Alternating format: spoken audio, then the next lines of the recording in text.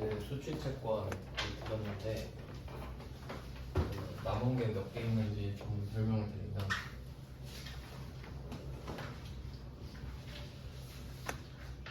수취 채권하고 내일 보증금하고 보증금 그다음 부가가치세 정리 유형자산 지금 남은 것 중에 좀 굵직한 주제가 이 유형자산이랑 수취채권 이 둘은 각각 1시간? 합쳐서 1시간 정도 좀 간단한 주제인데 이 두 개가 좀 커요. 그리고 나서 이거 끝나면 메인 매출 전표로 들어가면서 입력을 시작할 거거든요. 그러니까 그게 아마 다음 주쯤일 거예요 같아요. 그러니까 지금 한 달 남았잖아요 시험이 딱. 그러니까 다음 주에 시작하면 이제 3주 남는 거죠. 이제 그때부터 슬슬 연습을 조금씩 하시면 돼요. 다음 주까지는 이론 정리를 좀 많이 잘 해놓으시고 그래야 입력이 잘 되기 때문에 그래서 제가 입력을 일부러 좀 처음에 안 알려드리는 이유가 입력하는 것보다 머릿속에서 정리하는 게 더 중요하거든요. 그래서 그 위주로 좀 더 신경 써주시고 입력은 어차피 반복이기 때문에 그렇게 어렵지 않거든요. 또는 금방 붙으실 거예요. 그래서 다음 주 늦어도 일요일부터는 좀 시작한다고 생각하시면 될 것 같고요. 입력하는 걸. 이 수취채권은 또 어떻게 연결이 되냐면 아까 재고자산을 끝냈잖아요. 재고자산을 팔고 외상을 주면 외상 매출금 받으러 이렇게 있었고 그 외에 게 미수금이 있었잖아요. 그 세 개가 생각해 보시면 돈을 받을 권리죠. 셋 다 돈을 받을 수 있잖아요. 그걸 수취채권이라고 해요. 그러니까 재고자산 뒤에 수취채권을 붙이는 게 좀 당연한 순서라고 하면 되겠죠.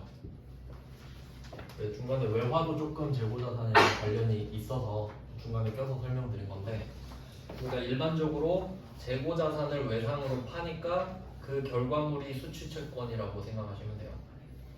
그러니까 그 일반적으로 채권이라고 말하는 거 있잖아요. 채권이 돈을 받을 권리인데 그래서 지금 이제 배웠으니까 말씀을 드리면 회계에서 채권이라는 말이 나오잖아요. 그러면 두 개예요.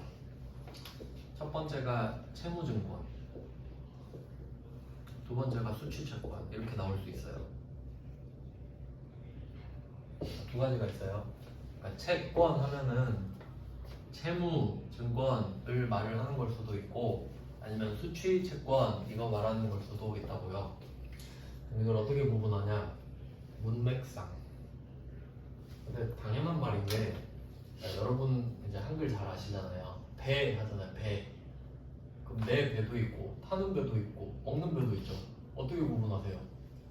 문맥상. 어제 배를 탔어. 그럼 내 배를 탄 겁니까? 아니잖아요. 그렇게 구분한다는 거지. 그러니까 유가증권 이야기하면서 채권 이러면 채무증권이겠구나 이렇게 해야 되고 돈 받는 얘기하면서 나 채권자야 이러면 수취채권이겠구나 이렇게 판단해야지. 맞죠?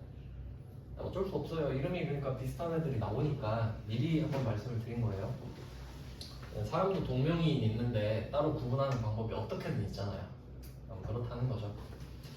그래서 수취채권은 기본적인 정의가 영어로는 리시버블이라고 하는데 그냥 시간만 지나면 돈을 받을 수 있는 권리를 말해요. 근데 문제는 뭐냐면 그건 원칙상이고 돈을 받을 수 있는 권리는 돈을 못 받을 수도 있어요. 맞죠? 그래서 현금을 선호하는 거예요 항상. 그래서 보통 물건 사면 현금으로 주면 싸게 해주죠. 왜냐면 돈 떼일 일이 없으니까. 그래서 수취채권을 배우게 되면 같이 따라오는 게 대손입니다. 대손은 돈을 못 받게 되는 상황을 말해요. 대손. 그러니까 재고자산, 수취채권, 대손 이렇게 세트예요. 그래서 제가 대손을 여기 같이 넣어놨어요. 그러니까 엄청 중요한 건 아예 같이 넣어버렸어요. 원래는 별개의 주제긴 한데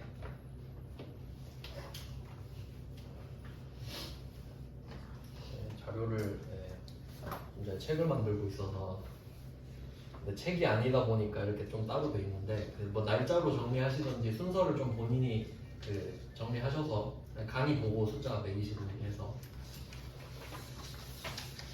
뭐 그렇게 됐습니다. 그래서 첫 페이지에 한번 보시면 일절을 매출채권이라고 적어놨죠. 이 매출채권은 재고자산을 팔아야만 매출채권이 생기죠. 그러니까 재고자산 B에 매출채권이 생긴다. 그 매출채권은 외상매출금이랑 받으러움이 있다. 두 개 이렇게 돼 있고, 그 다음에 제2절은 비매출채권. 보통 저희가 기타채권이라고 할 건데, 그러니까 수취채권은 두 개밖에 없어요. 매출채권이랑 비매출채권. 그럼 그렇게만 나누겠죠? 그러면 그 비매출채권에는 당연히 미수금이 있죠?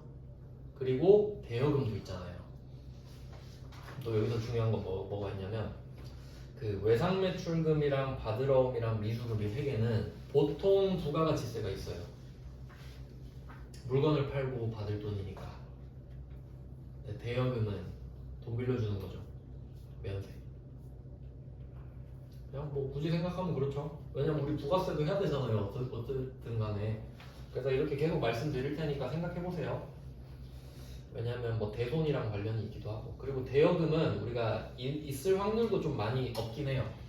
우리가 제조회사인데 돈을 빌려주는 건 흔한 일은 아니죠. 삼성전자가 돈 빌려준다면 이상하잖아요. 근데 그냥 이론상 있다는 거고, 그리고 이 매출채권이랑 비매출채권을 합쳐서 수취채권이라고 하는데, 이 수취채권은 대손의 확률이 있다. 이렇게 정리가 되는 거죠. 일단은 한번 정리해 볼게요. 뭐 복습한다고 생각하시면 돼요. 다음 페이지, 번호가 잘못되어 있는데 1페이지 다음 페이지를 보시면 돼요. 여기 페이지 번호가 없죠. 한 칸 띄워져 있습니다. 여기 나와 있는 페이지로 말씀드릴게요. 자, 1페이지 다음 페이지를 보시면 기출문제 워딩을 하나 써놨는데, 내용을 보니까 매출채권의 정의입니다. 매출채권이란 주된 영업활동, 이거 표시할게요. 주된 영업활동. 맨날 하던 거라는 소리죠. 영업활동이. 그러니까 매출이랑 주된 영업활동이랑 같은 말이잖아요.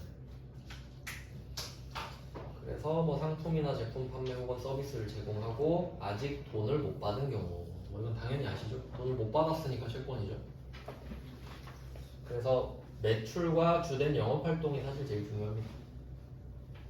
자, 그럼 1번의 외상매출금부터 보는데, 아까 봤죠? 네, 제품 매출이니까 외상매출금이 생긴다. 근데 일부러 지금 카드를 넣어놓은 이유는 카드도 외상수단 중에 하나라는 걸 아셔야 된다는 거죠.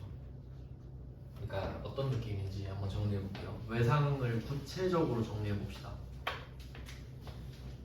외상의 형태. 일단 외상은 그 공급이랑 부가세 표현에 의하면 공급이랑 결제랑 날짜가 다른 경우를 말해요. 그러니까 물건은 오늘 받았는데 돈을 내일 준다. 이거 외상이죠. 둘이 날짜가 다르니까. 그럼 이 외상의 형태를 한번 보죠. 자, 첫 번째 말, 구두.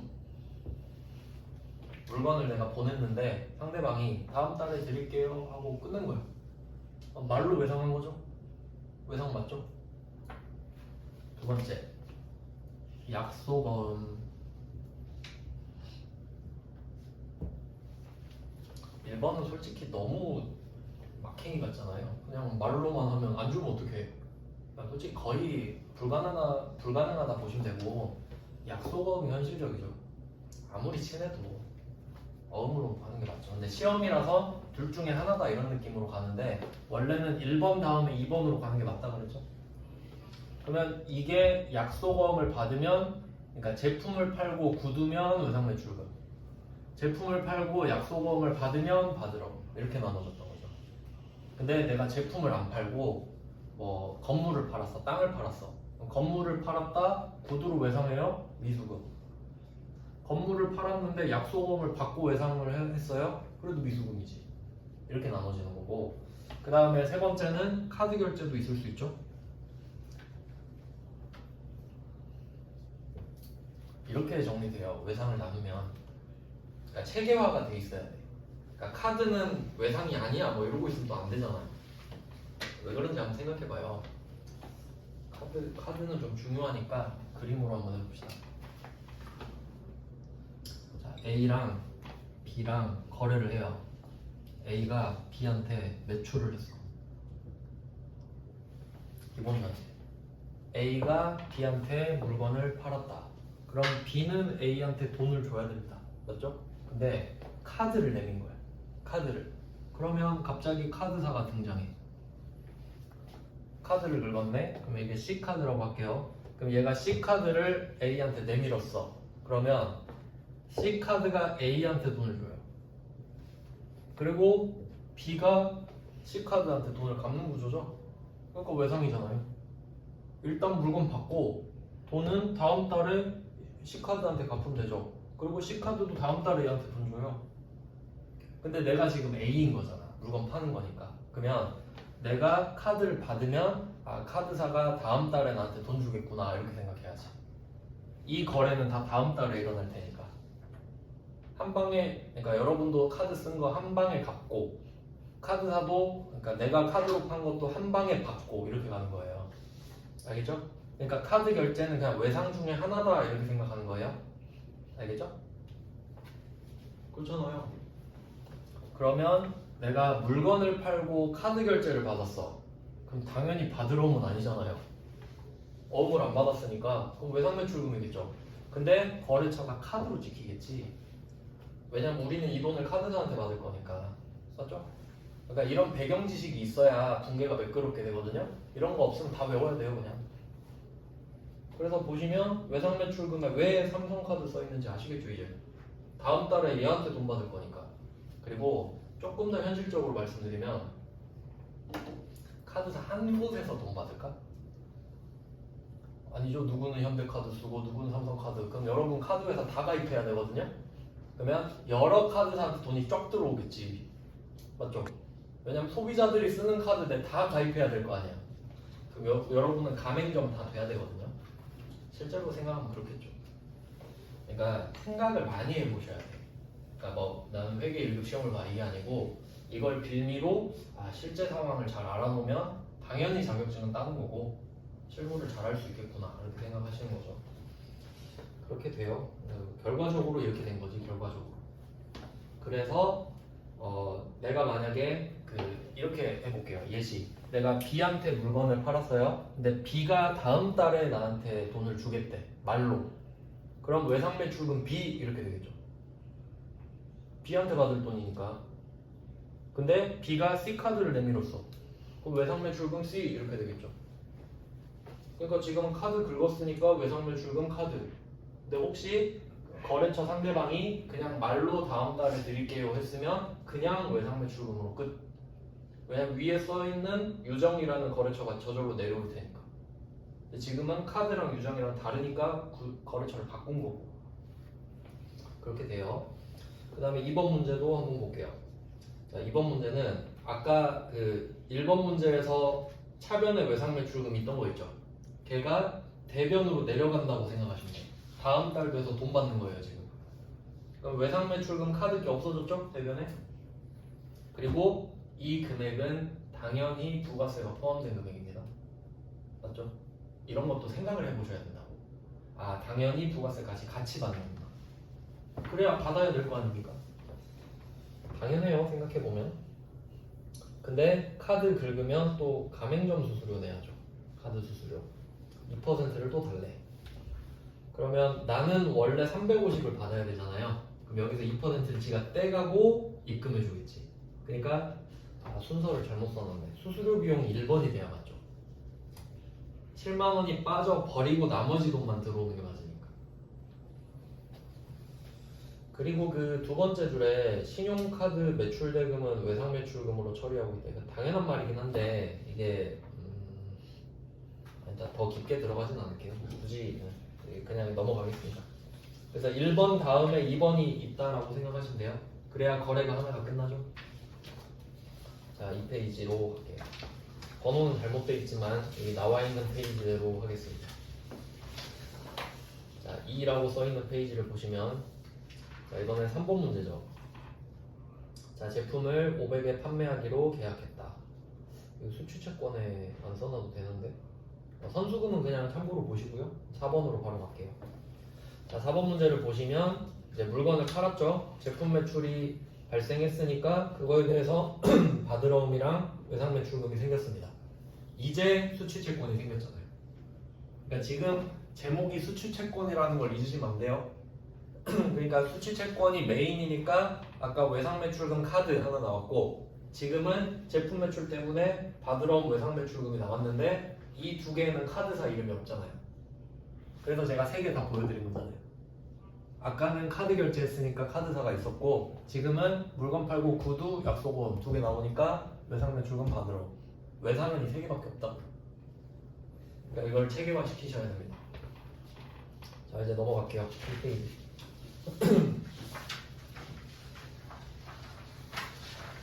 그래서 이렇게 계속 제가 주제별로 하다 보니까 누적되는 게 있긴 하거든요. 근데 확실히 이게 복습효과가 하나 있어요. 지금 세무 2급 들으시는 분들이 시험 1급 봤을 거 아니에요. 시험장에서 제 목소리가 다 들렸대요. 그냥 계속 반복해 주니까 근데 그거 진짜 무시 못해요. 그러니까 저는 이제 목표가 여러분이 복습을 안 한다고 간주하기 때문에 이 수업만 들어도 계속 귀에 박힐 수 있도록 계속 강조하려고 하거든요. 그러니까 저번에 했던 거 또 하나 이러지 마세요. 중요한 거니까 계속 말하는구나 라고 생각하시면 돼요.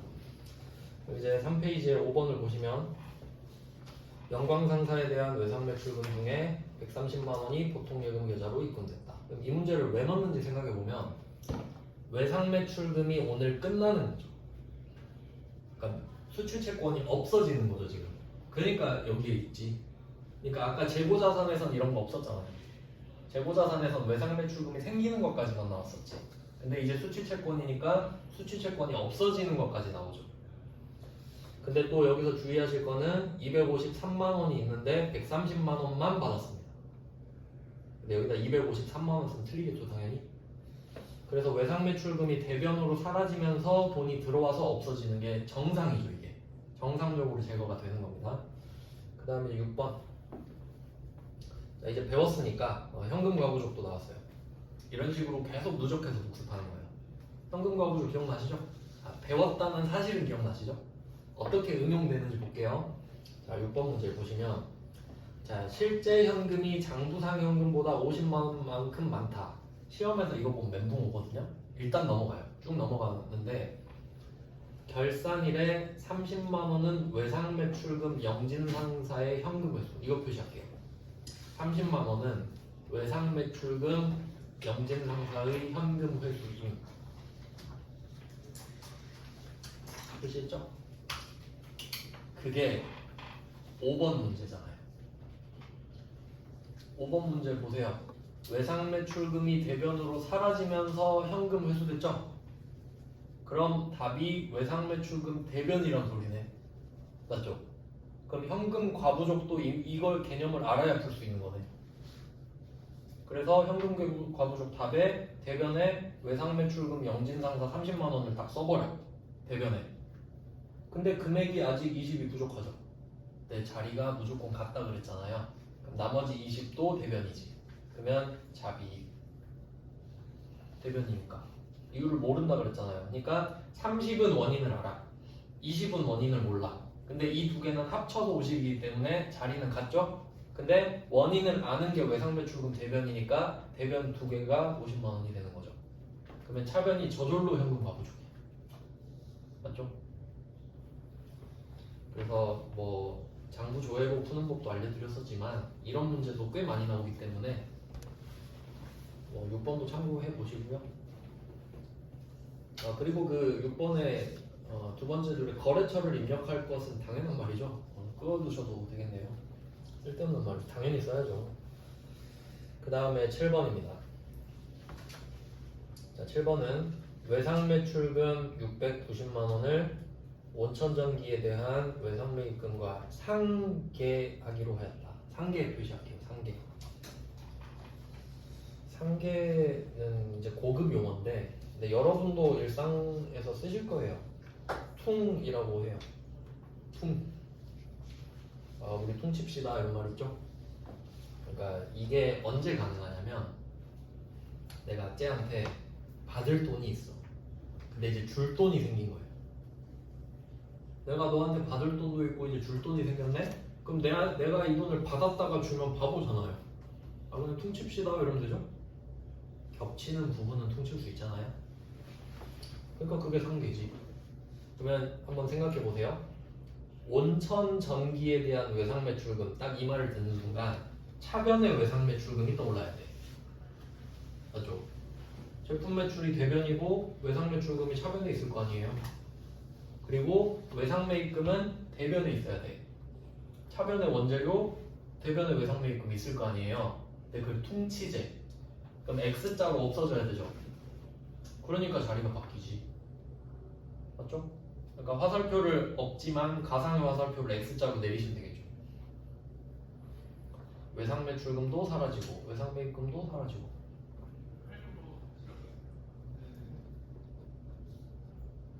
근데 지금은 690인데 저라면 이렇게 될 것 같아요. 어떻게 될 것 같냐면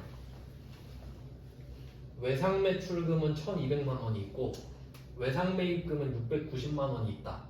상계하기로 했다. 이렇게 될 것 같아요. 금액이 똑같은 건 말도 안 되잖아요. 그러니까 내가 받을 돈이 1,200 있고 줄 돈이 690 있는 거야. 그러면 상계하려면 당연히 적은 금액으로밖에 못하죠. 그렇게 될 것 같다고 저는 머리 한 번 더 쓰게. 네, 지금은 쉽게 낸 거고 그래서 외상 매입금이랑 외상 매출금이 둘 다 사라지니까 마이너스고 거래처는 둘 다 써줘야 되죠. 둘 다 없어지니까. 이런 문제도 있구나 보시면 돼요. 얘도 외상 매출금이 사라지는 방법 중에 하나죠. 그 다음에 8번 문제입니다. 참고로 그 6번에서 설명 안 드린 게 있는데 6번에서 그 현금과 부족이 결과적으로 차변이었잖아요. 근데 현금과 부족이 대변에 있었을 거란 소리거든요. 그걸로 추적하면 현금이 차변에 50이 있었잖아요. 이 50 중에 30이 외상 매출금 회수인 거예요. 그렇게 아다리가 맞는 거지. 그러니까 현금과 부족을 둘 다 없애버리면 되는 거죠. 결과적으로 한번 그래요. 다시 8번으로 내려가 보시면 아까 나왔던 거네. 제품 매출 외상 대금. 여기서 제품 매출 외상 대금은 계정 과목이 아니죠. 여기서 외상 매출금을 알아서 찾으란 소리죠. 그 중에서 300은 어음으로 받고 100은 대여로 전환했다. 아까 비슷한 문제 보셨다. 똑같은 문제일 거예요. 그래서 외상 매출금은 결과적으로 사라졌지만 새로운 채권이 또 생긴 거죠. 아까 뭐 보셨으니까 넘어갈게요. 자, 이제 각 페이지로 넘어갑니다.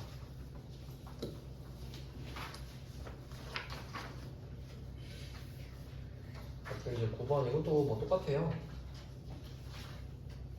고운 상사의 외상 매출금 중 550은 약속금으로 받고 나머지 440은 보통 예금으로 받았다. 그러니까 얘는 특이한 게 총액을 안 알려줬어요. 근데 각각 더하면 총액이 되겠죠? 뭐 별로 어려운 건 아니고요. 외상 매출금이 받으러 업무로 바뀌었다. 거래처는 똑같이 두 번 써준다. 뭐 이 정도가 포인트겠고 그 다음 이제 중요한 게 10번부터예요. 앞에는 그냥 복습이고 10번은 중요합니다. 왜 중요하냐면 배서양도 여기다 표시할게요. 10번 문제 두 번째 줄에 배서양도 중요 표시하시면 돼요. 이 배서양도는 얼마나 중요하냐면 그 당좌수표 발행 지급 있죠. 당좌수표 발행 지급하였다. 이거 시험에 잘 나오는 거 아시죠? 결제 수단이기 때문에 얘랑 쌍벽을 이룹니다. 배서양도랑 얘 둘이 세트라고 보시면 돼요.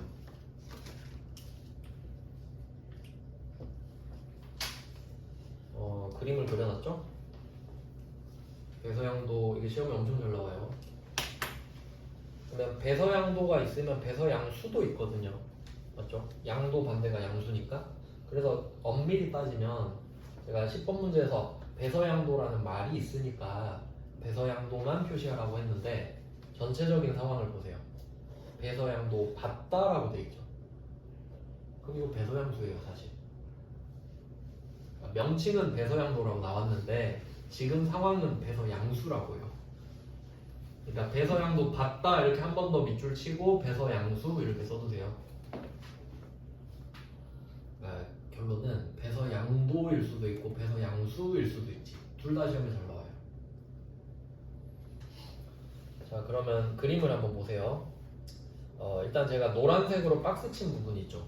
이게 너랑 나의 거래거든요. 그러니까 이 노란색 박스 안에 여러분이 B거나 C예요. 그럼 지금 배서양수니까 C겠지. 근데 혹시 배서양도 했다라고 하면 여러분이 B가 되는 거예요. 그러니까 이 그림이 되게 중요한 거예요. 근데 배서양도는 또 어떤 게 중요한 거냐면 A가 노란색 박스 밖에 있죠. 근데 문제에서 A 이름이 나와요. 자, 그럼 어떤 건지 볼게요. 순서는 A랑 B랑 먼저 거래를 합니다. 자, A가 B한테 물건을 샀어요. A가 샀죠? B가 매출을 했으니까. 그리고 A가 지 이름이 써진 약속금을 줍니다. 이거 갖고 기다리면 내가 돈으로 바꿔줄게 라고 하고 A 약속금을 B한테 줬어요. 그러면 B는 기다렸다 A한테 가서 돈 받으면 돼요. 원래는 은행 가서 받는 거긴 한데. 자, 근데 이제 B도 물건을 또 살 거 아닙니까? 그러니까 B가 C한테 물건을 샀어요. 그러면 C가 B한테 돈 달라 그러겠죠. 야, 돈 내놔 하니까 아, 내가 어음을 발행해야겠다. 하고 보니까 주머니에 약속금 A가 있네요. 그냥 이거 주면 되겠다. 내가 발행해서 주느니 그냥 있는 거 줘도 되잖아요. 그러면 C는 나중에 A한테 가서 돈 받겠죠. 근데 A는 상관이 있나요? B가 돈 받으러 오든 C가 돈 받으러 오든 내가 어음에 써진 금액만 주면 되는 거죠? 상관없지. 이게 배서양도의 구조예요. 그러면 이때 B가 A한테 받은 어음을 C한테 돌려버렸죠. 이걸 한 애가 배서양도. 참고로 배서는 그 배가 등이라는 소리예요. 그 수영 뒤로 하는 거 배영이라 그러죠. 배경화면 할 때. 그러니까 등짝에다 서명을 했다는 소리예요. 배서가. 그러니까 그냥 주인 바뀌었다는 뜻으로 해석하시면 돼요. 그러니까 B가 소유권 넘겨버린 거죠. 그러면 C는 당했죠 그걸. 그럼 배서 양수. 근데 우리가 지금 C죠? 맞죠? 그러면 이 10번 문제를 A, B, C로 제가 분석해 드릴게요. 일단 내 이름은 안 나오겠죠 문제에서. 나는 이런 말 안 하니까. 그럼 나는 C예요 지금. 그러면 서창상사가 B입니다. 서창상사한테 B 이렇게 적어볼게요. 그러면 서창상사한테 야 돈 내놔 이렇게 말을 한 거죠. 지금 C인데 야 물건 빨리 줬으니까 돈 내놔 하니까 서창상사가 갑자기 쓱 꺼내. 신흥기전 거. 신흥기전 A죠? 신흥기전 지금 없죠. 근데 신흥기전 이름이 나오잖아요. 이게 배서양도의 특징이라고. 그러니까 배서양도를 했다, 배서양도를 받았다 이런 말 나오잖아요. 그럼 여기 없는 애 이름이 나오겠다라고 생각하셔야 된다고. 맞죠? A는 지금 없지만 A 이름이 나와. 그래서 지금 결과적으로 외상매출금이 받으러옴으로 바뀌거든요. 9번과 10번을 한번 비교해 볼게요. 9번은 외상매출금에서 받으러옴으로 바뀌는데 주인이 똑같죠. 그러니까 둘 다 고은 상사. 근데 10번은 외상매출금에서 받으러옴이 바뀌는 건 정해져 있는데 근데 서창상사께 신흥기전으로 바뀌었어요. 이게 배서양수입니다. 신흥기전은 여기 없지만 이름이 나와요. 중요합니다. 이 두 개가 헷갈릴 수도 있겠죠. 그러니까 A, B, C로 익숙해지시는 게 좋을 것 같아요. 그러니까 A 이름이 나오는 건 정해졌는데 내가 B냐 C냐를 찾는 게 문제가 되겠죠. 자, 이제 다음 페이지로 가겠습니다.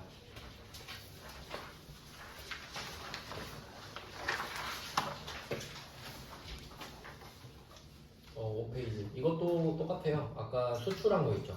수출을 했으니까 외상매출금이 생긴다. 부가세는 없다. 그리고 이거 수출을 하면 웬만하면 달러가 나오니까 12월 31일까지 지속되면 평가도 할 수 있겠죠. 그러니까 아까 배운 거랑 계속 누적이 되는 거예요. 그럴 수도 있겠구나 하고 이제 12번으로 가면 평가하는 거고 13번은 거래 끝난 거고. 그러니까 압축해서 노는 거예요. 11번이 거래 시작, 12번이 평가, 13번이 거래 끝. 아까 봤던 거 요약해서 본 거예요. 이렇게 그냥 계속 봐야 되거든 진짜. 그래서 아 이렇게 되는 거구나. 그래서 아까 기억나세요? 거래 시작이 없었던 거. 거래 시작은 수출을 해야 시작이 되니까. 아, 그걸 넣어놨으면 됐겠네. 자 이제 다음 페이지로 갑니다. 6페이지에요. 그럼 방금 했던 건 외상매출금. 외상매출금이 없어지는 걸 본 거죠? 그럼 외상매출금이 보통계금으로 바뀌거나 어음으로 바뀌거나 남의 어음으로 바뀌거나 대여금으로 바뀌거나 외상매입금이랑 퉁치거나 이런 것들이 나온 거죠. 그리고 뭐 달러로 받거나 이런 것들을 봤어요. 이제 바드러움으로 갈게요. 바드러움도 시작은 똑같죠. 이제 줄을 안 그어놨네요. 잘 그어놓다가 그 1번 문제는 일관성을 유지하려면 제품 매출이랑 바드러움에 각각 밑줄을 그어두시면 그냥 일관성 유지가 되겠죠. 제가 계속 그렇게 했으니까. 그래서 어쨌든 제품 매출을 해야 바드러움이 생긴다라는 뜻이고요. 그러면 1번처럼 바드러움이 다이렉트로 생길 수도 있고 2번처럼 원래는 외상 매출금이 생겼다가 외상 매출금이 바드러움으로 바뀌면서 생기는 경우도 있죠. 그러니까 이 상황은 외상 매출금 입장에선 사라지는 입장이지만 바드러움 입장에선 생기는 입장이 되는 거죠. 어쨌든 뭐 겹치긴 하는데 그렇게 생각해 보시고 또 넘어갑니다. 7페이지로. 자, 7페이지 이제 새로운 주제가 나와요. 이제 어음을 회수를 해봅시다. 그러면 3번 문제 보시면 7페이지에 3번을 보시면 매출 대금으로 받아 보관 중인 약속금 이거 한번 밑줄 쳐볼게요. 매출 대금으로 받아 보관 중인 약속금 이 상황을 보고 계정 과목이 바드러움이구나 라고 생각해야 되죠. 매출 대금으로 약속금을 받았으니까. 그러면 혹시 그렇게 나온 적은 없지만 혹시 비품을 판매하고 받아 보관 중인 약속금 이렇게 나오면 미수금이겠죠. 그러니까 이 말이 중요한 거예요. 바드러움이란 걸 알려주고 있는 거거든요. 그러면 이 어음이 언젠가 만기가 오겠죠? 그래서 만기가 다 돼가지고 여기 은행에 추심의로 했다고 하는 거는 그 원래는 내가 만기가 되면 그 어음에 은행이 써 있거든요. 그 은행에 가서 돈 받는 거예요. 근데 내 거래처 은행이 지금 기업은행인데 내가 바빠가지고 만기가 되면 좀 거기 돈 좀 받아주세요라고 부탁해 놓은 거예요. 받아서 내 통장에 입금 좀 해달라고. 그러면 은행이 심부름값만 주면 해드리죠 이러겠죠. 그래서 3만원 지들이 빼먹고 만기가 돼서 돈 받아준 겁니다. 그러면 바드러움이 사라져야겠죠. 사라지면서 수수료 3만원 빼가고 나머지만 보통예금에 들어왔다. 어음이 돈으로 바뀌는 경우네요. 추심은 안 나온 지 꽤 오래됐어요. 그냥 그런 게 있다고만 생각하면 되고. 그 다음에 4번 문제. 4번 문제는 4번이랑 5번 문제는 묶어두세요. 4번, 5번 똑같은 문제예요. 자, 4번 문제는 일양 패션으로 받아 보관하던 바드러움. 이거는 바드러움을 한번 표시해보세요. 그리고 3번 문제랑 4번 문제를 비교해 봅시다. 3번 문제는 매출 대금으로 받아 보관 중인 약속금 이렇게 말했고 4번은 바드러움 이렇게 말했죠. 4번은 답을 알려준 거네요. 3번은 답을 찾으라고 하는 거예요. 근데 이 두 개가 같은 표현이죠. 어떻게 줄지 모르니까 둘 다 받으시고 그럼 어쨌든 바드러움 500만원을 만기일이 되어 결제은행에 제시했대요.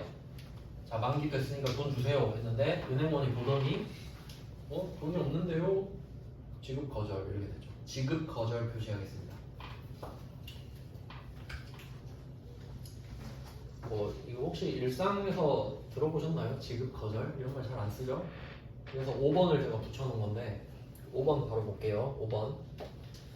자, 당사는 1월 10일 매출처인 부도로부터 외상 매출금 1,000만원에 대하여 어음을 받아 소지하고 있었다. 이것도 한번 표시할게요. 외상 매출금 5,000만원에 대하여 어음을 받아 표시해보세요. 그러면 외상 매출금이라고 말을 한다는 소리는 제품을 팔았다는 소리고요.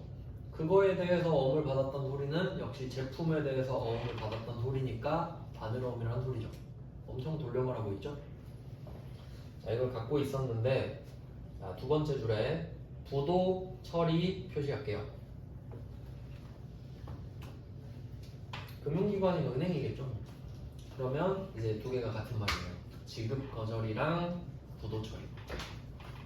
그러니까 쉽게 생각하면 여러분이 돈 받을 날짜가 와서 은행에 갔어요. 근데 은행원이 자기 돈으로 주는 게 아니고 그 회사 거 통장을 까볼 거 아니에요. 근데 돈이 없으니까 당연히 안 준다고 그러겠죠. 자기 월급에서 뺏어 줄 수는 없잖아요. 그러니까 없어요. 죄송해요. 그게 부도예요. 이런 게 부도 수표인 거고 부도 수표 부도. 그럼 이건 배서양 더하면 안 될 거 아니에요. 나쁜 놈이지 그러면. 그래서 지금 여러분의 약속어음은 부도어음이 되었습니다. 부도가 확인된 순간이죠 지금. 그러면 어떤 입장이 되냐면 원래 수취 채권은 시간만 지나면 돈을 받을 수 있는 거라 그랬죠. 근데 이제 소송까지 해서 이겨야 받을 수 있는 자산으로 바뀌었어. 짜증나는 자산으로 바뀌었죠. 그러니까 받으러움은 사라지고 부도어음과 수표라는 까다로운 자산으로 바뀌어요. 그러니까 이름을 바꿔주는 거예요. 이제 시간만 지나서는 안 돼. 소송 가서 싸워서 이겨야 돼요. 그리고 지면 대손 처리하는 거야지. 이기면 받는 거고. 근데 그 뒤로는 낫네요. 그냥 부도 났다 이거만 되거든요. 그럼 부도는 포인트가 대변의 받으러움 없애고 차변의 부도어음만 만들면 끝나죠? 금액 똑같고 거래처 똑같고. 근데 4번 문제 내면 틀릴 수도 있거든요. 그래서 제가 4번, 5번을 묶어서 기억하라고 말씀드린 거예요. 지급 거절된 게 부도를 당한 거구나. 그리고 실제로 말씀드리면 부도가 나면 큰일 난 건 사실 아니고 이럴 수도 있어요. 만약에 갔는데 부도 났잖아요. 내가 전화했어. 야, 너 부도 났대. 미안해. 돈 넣어놓을게. 내일 찾아가. 이럴 수도 있어요. 깜빡할 수도 있지. 이해되셨죠? 그러니까 부도가 엄청 큰 게 아닐 수도 있어. 그 사람 의도에 따라. 근데 돈이 없으면 큰일 난 거고 돈이 있는데 안 넣어놓은 거면 큰일 난 거 아니지. 맞죠? 그런 건 안 물어봐요. 그래서 밑에 제가 간단하게 써놨는데 만약에 외상매출금을 못 받아 그럼 바로 대손하고요. 네, 말로 한 거잖아요. 원래 그렇진 않은데 그렇다고 알면 돼요. 근데 어음은 어때요? 부도 났다가 소송 갔는데 판사가 나보고 돈 받지 말래. 그럼 대손. 어음은 한 단계가 더 필요하죠. 법적 효력이 있기 때문에 그래요. 자, 그 다음에 8페이지입니다. 여기까지만 봐야겠네요. 뒤쪽 아마 복잡할 것 같은데. 자, 8페이지 보시면 아까 똑같은 그림 또 넣어놨죠? 왜냐면 이번엔 배서 양도를 할 거거든요. 아까는 배서 양수를 했고. 그래서 6번 문제 보시면 두 번째 줄에 배서 양도하고 표시하시면 되겠죠. 이번엔 배서 양도 받았다고 안 했어요. 배서 양도 했다고 했지. 그러니까 이 그림을 떠올리셔야 돼요. 시험 전에 한 번 더 보고 가세요. 배서 양도 했으면 B, 배서 양수면 C, 그리고 A 이름이 나온다. 자, 그러면 얘도 알파벳으로 정리해 볼게요. 자, 당사는 1월 10일에 나라로부터 원재료 143만 원을 외상으로 구입했다. 그럼 이미 우리는 B예요. 그러면 여기서 나라는 C겠죠. 지금 나라를 보고 있으니까 나라한테 돈 갚고 있어요 지금. 근데 갑자기 대신이 나와요. 대신 여기 없죠. 그럼 대신이 A겠죠. 왜냐면 내가 C니까. 내가 B니까. 나라가 C, 내가 B, 저기 대신이 A. 자, 이건 좀 복잡하니까 제가 붕대 3개 넣어놨어요. 자, 1월 11일 거를 한번 보시면 나라한테 원재료 130, 부가세 13만원에서 143만원의 외상매입금이 생겼습니다. 그럼 이 돈은 언젠간 갚아야겠죠? 여기 부채 플러스 안 써놨네요. 부채 플러스 이제 아시죠? 그래도 익숙해질 때까지 계속 보셔야 돼요. 다른 책들은 이거 하나도 안 써놨거든요. 이거 아는 거 엄청 중요해요. 자, 그 다음에 두 번째 거래는 날짜를 모르니까 X로 써놨어요. 대신한테 팔았어. 그 디테일 한번 보세요. 대신으로부터 받은 약속어음. 근데 별말 없으면 매출이거든요. 근데 이 100만원엔 부가세가 포함되어 있어. 잘 보세요. 143만원도 부가세 포함이고 받으러 온 100만원도 부가세 포함이겠죠? 그러니까 실제 거래했으면 이렇게 했을 거라고. 부가세가 금액이 예쁘게 안 떨어지죠? 네, 이게 부지기수예요. 실무에선 다 금액이 이렇게 지저분해요. 그래서 143만원과 100만원이 동급이라는 거 한번 생각해 보시라고 넣었어요. 그러면 내가 이 중에 100만원은 퉁칠 수 있죠. 100만원은 겹치니까. 근데 아까 원래 퉁은 상대방이 똑같아야 되는 거라고 말씀드렸는데 배서 양도는 상대방이 다른데 퉁칠 수 있는 거지. 그러니까 배서양도를 하는 거예요. 자, 그래서 첫 번째 거래 외상매입금이 대변에 있다 차변으로 내려왔죠? 화살표 하시면 되겠죠? 외상매입금 갚았으니까 부채 마이너스. 근데 이제 143만 원을 갚으려고 보니까 대신한테 받은 받으러움이 있네요. 그거 차변에 있던 거 대변으로 빼면 되죠. 그리고 또 차이가 각각의 거래는 제가 메인 매출 전표로 써놨잖아요. 그럼 거기서 있는 거래처가 저절로 계정 과목으로 붙을 거거든요. 근데 지금 답은 일반 전표죠. 일반 전표에는 거래처 써줘야지. 이런 디테일이 있습니다. 그래서 X자로 크로스 되는데 43만 원이 부족하죠. 그럼 더 줘야죠. 뭐. 그래서 배서양도를 이렇게 그 당좌수표 발행 지급하듯이 결제 수단으로 많이 쓰거든요. 그러니까 시험에 잘 나오지. 배서양도 했다 그러면 받으러 온 A 거 사라지면 되겠죠. 이게 배서양도 패턴이 되겠지. 그 다음에 7번까지 보고 끝낼게요. 7번은 용인의 외상매입금 250에 대해서 타인이 발행한 당좌수표, 이거 표시할게요. 타인이 발행한 당좌수표. 자, 그럼 이 말은 타인이 발행한 당좌수표를 받은 적이 있다는 소리겠죠. 그러면 차변에 현금으로 하는 거 아시죠? 돈 들어오면 수표 받으면 현금으로 바꿔야지 라고 생각하면서 현금 적어버리잖아요. 그 뒤에는 현금으로 바꾸든 말든 회계처리 없다 그랬죠. 받을 때 이미 현금으로 썼기 때문에. 근데 우리가 이걸 줘버린 거예요. 그럼 당연히 현금 나가겠죠. 그래서 그냥 두 개 비교해 보시라고 뒀어요. 6번 문제는 내가 갖고 있던 받으러 온 대신 거를 주는 경우, 7번은 갖고 있던 당좌수표를 주는 경우. 어렵지는 않죠. 이런 식으로 할 수 있겠구나. 그리고 나머지는 수원 발행 약속어음을 배서하여 지급했다. 배서하여 지급하다에 배서양도 써놓으면 되겠죠. 심지어 이 7번 문제는 어때요? 같이 냈죠. 헷갈리라고 그런 거죠. 그러면 또 한번 찾아볼게요. 배서하여 지급하다니까 나는 B. 맞죠? 용인은 C. 수원은 A. 이렇게 되는 거 맞죠? A 이름이 받으러 오면 붙어 있어야 되니까. 그래서 배서양도랑 배서양수는 잘 나온다라고 강조해 드린 거예요.